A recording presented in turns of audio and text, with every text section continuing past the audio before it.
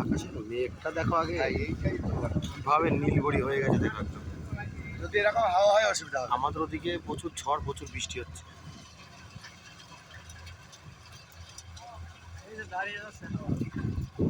দাঁড়িয়ে গেলেই ভয়।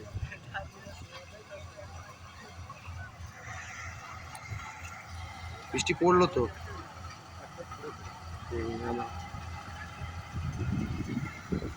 আরে এক জায়গায় গাদা করো, দু জায়গায় কষ্ট কেন আবার? এইটাই গাদা করো।